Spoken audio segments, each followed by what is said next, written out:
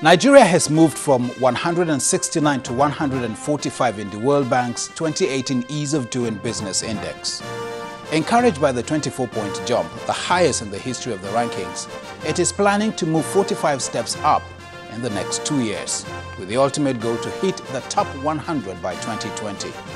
However, there are concerns among business groups. On this week's episode of the program, we analyze the implementation of the Ease of Doing Business policy.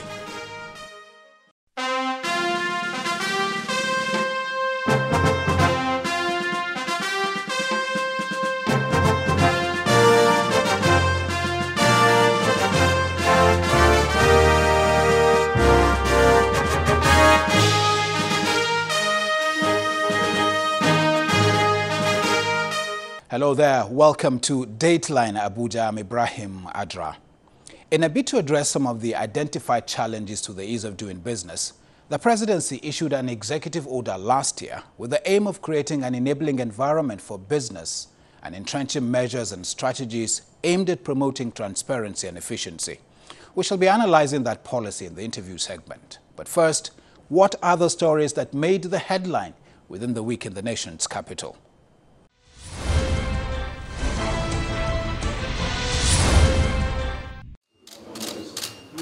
President Muhammad Buhari has directed service chiefs to beef up security across the country. This is one of the outcomes of the Security Council meeting between the President and service chiefs.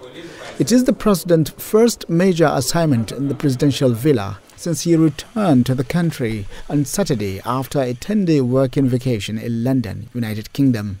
All the geopolitical zones, and of course we made all our comments, especially the new operations in Benue, Zamfara, and of course Taraba, Operation White Stroke and Operation Sharandaji. We gave him the extent of successes in this operation, and we are to continue on those line of actions in this operation. The federal government will establish delivery unit in 6 ministries to tackle the challenges faced by investors for the effective implementation of the Economic Recovery and Growth Plan. This is one of the key decisions made at the ERGP Central Steering Committee, presided over by Vice President Professor Yemi Osubajo. It was agreed to establish ministry delivery units in the 6 affected ministries. That is agriculture, transportation, industry, trade and investment, the Ministry of Mines and Steel Development, and the Ministry of Power Works and Housing. The Police Command of the Federal Capital Territory has paraded 47 suspects for their alleged involvement in murder, armed robbery, car snatching and other crimes within the nation's capital. Several items were recovered from them, including firearms, cars, ammunition, motorcycles, stolen wrappers, laptops and phones. Speaking during the parade, the FCT Police Commissioner, Mr. Balachiroma, assured Abuja residents that its onslaught against criminal elements will be a continuous exercise until they are flushed out. You should be very conscious of the environment, yes, like bags that kept by their sides, no ownership. People should be very careful. People should also be careful of keeping valuables in their vehicles carelessly. This attracts criminals to them.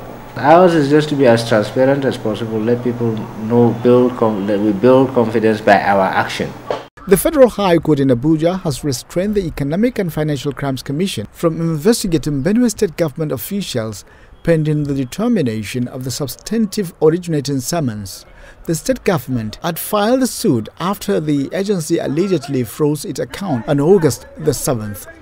The vacation judge, Justin Namdi Dimga, who inherited the suit from another vacation judge, said that he needed time to familiarize himself with the suit before he could hear it. He therefore adjourned the hearing to August the 29th. You remember that this matter was adjourned and made a vacation matter. So the court also found a need to determine the matter timeously. So we will be back here on the 29th, Wednesday next week. But what is most important is that the court actually admonished parties, especially the first defendant, the EFCC, to not to do any action that will tamper with the rest in the case. That is to say, the investigations should be stayed until the matter is determined. The Nigeria Bar Association has elected a senior advocate of Nigeria, Mr. Paul USORO, as its new national president. Mr. USORO pulled 4,509 votes to defeat Ernest Ojukwu, who pulled a total of 3,313 votes, and Okafor Obi, who scored 4,423 votes. The outgoing president of the association, Mr. Abubakar Mahmoud, commended the election process. I want to urge all the other participants to embrace the outcome and to cooperate with the newly elected officials when they assume office, and to focus on the interests of the bar. I'm proud to say that this election, as difficult in terms of the process and the technical issues were concerned, has been the most transparent ever in the history of the Bar Association. Muslims in the FCT joined their colleagues across the world to celebrate the Eid al-Kabir festivities.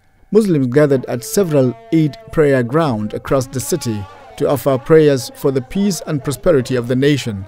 Eid al-Kabir is a day set aside to commemorate the willingness of Prophet Ibrahim to follow Allah's command to sacrifice his son, who was later replaced with a lamb. It is marked with the slaughtering of ram to symbolize that sacrifice.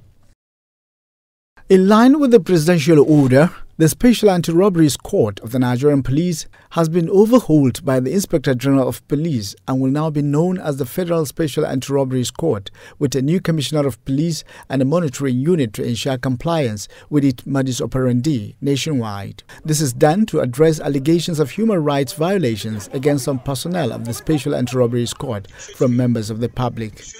We've learned our lesson from the fact that we have to be careful in bringing in who become a SASMA. Not only that, but they've been restricted on the assignment that they're going to perform. I'm just telling you that we're going to do this together. The convener of the Red Card movement, Dr. Obieze Kwesili, is asking the Independent National Electoral Commission to restructure polling booths in a manner that will prevent vote buying. Speaking in a meeting with members of the #RigNoVote movement, she said the citizens need to be enlightened not to sell their votes.